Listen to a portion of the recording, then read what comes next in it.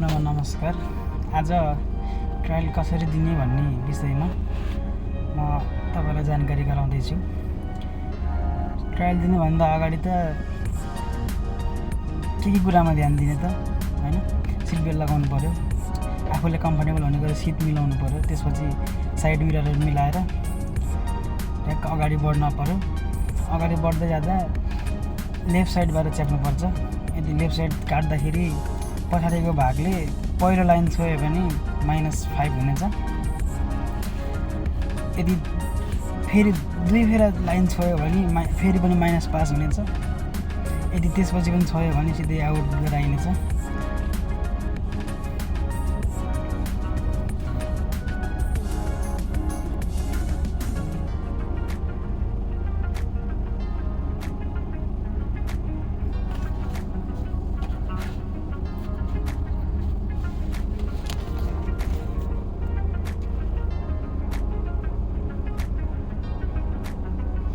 यसरी 8 घुमाउँदा स्पिड गर्नु हुँदैन, स्लो गर्नुपर्छ, त्यसपछि बल्ल पास भइन्छ।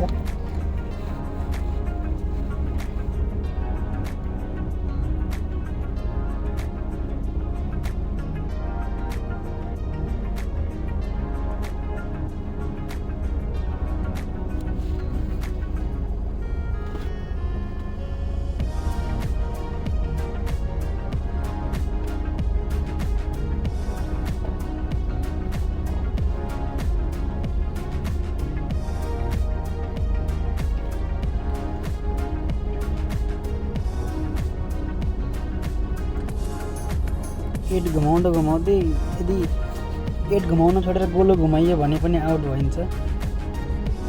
त्यो कुरा पनि ध्यान दिनु होला।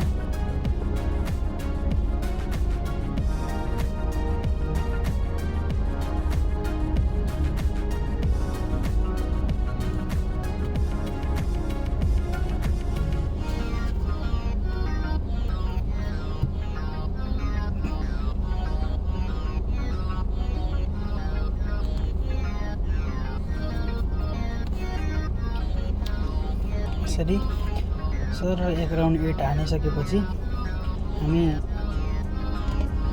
उकालोतिर लाग्छौँ। तर अहिले नयाँ सिस्टम अनुसार यसपछि ब्रेकर छ त हाम्रो आफ्नो यो ड्राइभिङ फिल्ड भएको भएर, सिकाउने ट्रेनिङ सेन्टर भएको भएर हामीसँग चाहिँ पहिलाको पुरानो सिस्टम अनुसार भएकोले अहिले हाम्रोमा उकालो छ।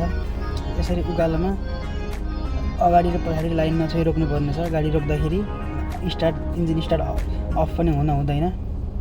यदि स्टार्ट भयो भने सिधै फेल गराइनेछ, या फेरि उकालो जाने क्रममा गाडी 6 इन्चभन्दा तल झऱ्यो भने त्यसमा माफी हुने छैन, त्यसमा चाहिँ सिधै फेल भइनेछ। त्यसपछि उकालो पास भएपछि ओह्रालोमा झर्दाखेरि पनि लाइन छुन हुँदैन, तलमाथि दुईतिर। यदि लाइन छोइयो भने यसमा पनि नम्बर छैन, सिधै आउट हो। यसरी सर ओह्रालो झरिसकेपछि युटर्नमा साइड लाइट बालेर युटर्न लिनुपर्ने छ। हाम्रो यो पुरानो सिस्टम अनुसार भएको भएर त्यही अनुसार म बनाएको छु भिडियो। त्यसपछि युटर्न लगाउँदै जेब्रा क्रस छ, जेब्रा क्रसमा आइपुग्दा साइड लाइट निभिसक्नु पर्ने छ। यदि जेब्रा क्रसमा आइपुग्दा रातो लाइट बल्यो भने त्यहीँ रोक्नुपर्ने छ, र हरियो लाइट बोल्दा पनि रोकियो भने पनि आउट भइनेछ। साइड लाइट बालिएन भने -15 हुनेछ। हरियो लाइट बलेपछि जानुपर्ने छ जेब्रा क्रसमा। यसपछि एलब्याग आउँछ। एलब्यागमा लेफ्ट साइड च्यापेर जानुपर्ने छ, किनकि एलब्याग लेफ्ट साइड नै भएको भएर लेफ्ट च्यापेर जानुपर्छ। किनकि ब्याग आउँदाखेरि अगाडिको भागले राइट साइड नछोस् भनेर लेफ्टतिर च्यापेर एक हात च्यापेर राख्नुपर्ने छ। यसरी अगाडि पुगिसकेपछि सिधा पछाडि आउनुपर्ने छ ब्याकै ब्याग। एलब्याग हाल्दाखेरि ध्यान दिनुपर्ने के छ भने यो घुम्ने बाटो युटर्न लिने, त्यो घुम्ने एलभन्दा अगाडि एक हात अगाडि गाडीको टक्का आइपुग्दाखेरि गाडी रोकेर स्टियरिङलाई फुल लेफ्ट साइड घुमाएर गयो भने राम्रो हुनेछ।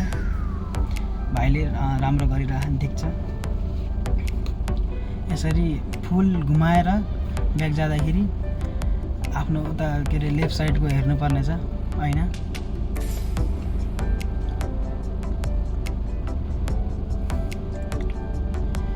यसरी भित्र घुस्दाखेरि दुईटै साइड ऐना हेरेर बिचमा गाडी सिधा देखिएपछि रोक्न पाइयो। रोकेर स्टिङ सिधा गरेर त्यसपछि पछाडि जानुपर्ने छ। यदि एयरब्यागमा लाइन छुन लाग्यो फेल होला जस्तो भयो भने एक चान्स अगाडि गएर फेरि ब्याक आउनु पाइन्छ, तर त्यतिखेर -10 हुनेछ। यसरी बाहिरबाट निस्किने क्रममा एलबाट निस्किने क्रममा थोरै राइट साइड च्यापेर बल्ल लेफ्टतिर जानुपर्ने छ। यसरी जाँदाखेरि लाइन छुनु हुँदैन, पोल हान्यो भने सिधै आउट हुनेछ। त्यसपछि ब्रेकरमा चाहिँ गाडी स्पिड नि हुनु हुँदैन, गाडी रोकिन नि हुनु हुँदैन, सर हिँड्नुपर्ने छ। गाडी अफ भयो भने आउट हो।